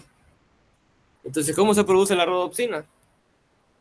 La rodopsina es la combinación de, del 11-cis-retinal y la escotopsina. Cuando estas dos se combinan, se forma lo que es la rodopsina. Esta rodopsina se va a descomponer ante la energía lumínica, cuando hay luz en un intervalo de picosegundos. O sea, esto es inmediato, ¿verdad? Se descompone mi rodopsina y se convierte en vatorrodopsina en un intervalo de nanosegundos. De vatorrodopsina pasa a luminorodopsina en microsegundos. De luminorodopsina pasa a metarodopsina 1 en milisegundos. Y de metarodopsina 1 pasa a metarodopsina 2 en cuestión de segundos. Esta metarodopsina 2 es la rodopsina activada. Es la activada. ¿Qué efecto va a tener esta metarodopsina 2? Básicamente va a generar la hiperpolarización en el bastón. Aquí, este es el bastón. En el bastón hay unos canales de sodio que lo que va a hacer es canal de sodio, cerrarlos por medio de la activación de una proteína G. En esta proteína G va a estimular pues lo que es la, bueno, sí, monofosfato ciclasa para provocar el cierre de los canales de sodio. Y si hay un cierre de los canales de sodio, lo que va a ocurrir es que se va a volver más electronegativa la célula y se va a hiperpolarizar. Y esa hiperpolarización es la que va a generar el potencial de acción en el bastón. ¿Para qué? Para que la retina pueda percibir ese estímulo lumínico. Y este mismo principio sigue en los conos, solo que en vez de rodopsina utilizan un pigmento. Así lo denomina el libro, de hecho, que puede ser pigmento rojo, pigmento verde, pigmento azul, etc. Y se descompone de esta misma manera y pues genera ese potencial de acción en estos fotorreceptores para que llegue para que este potencial de acción sea distribuido a través del nervio óptico. Y del nervio óptico pues siga pues el recorrido de la vía nerviosa visual que acabamos de ver y que nuestra corteza lo pueda percibir. ¿Dudas con esto? No sé si quedó claro.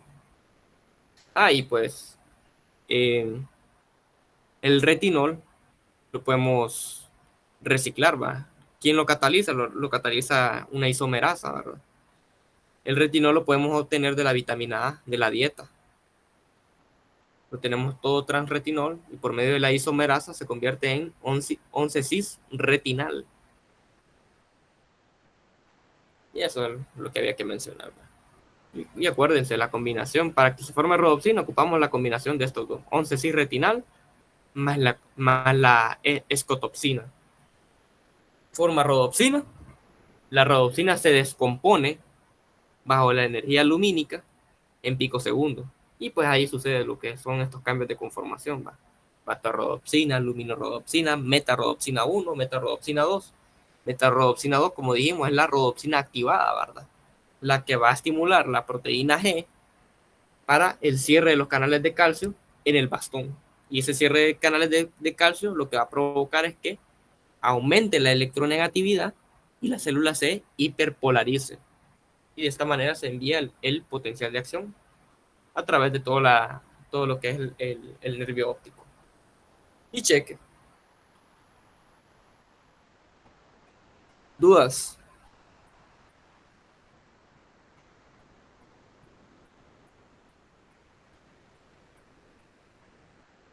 Y eso más que todo. Y en el cono, había mencionado, ¿verdad?, que funciona bajo este mismo principio. Ahora les pregunto, ¿cómo se llama? ¿Cómo se llamaba? ¿Qué alteración donde no se puede ver el color rojo? El daltonismo rojo. Tiene un nombre. ¿Cómo se llama? Protanotopía, ¿verdad? Y si no tengo los conos verdes, lo que es el pigmento verde, deuteranotropía. Y si pierdo el pigmento azul, Tritanopía. trinotopía. Y eso. Yo digo que ya están listos ustedes, ¿no? Yo creo que ya cubrimos lo más importante de lo que viene mañana.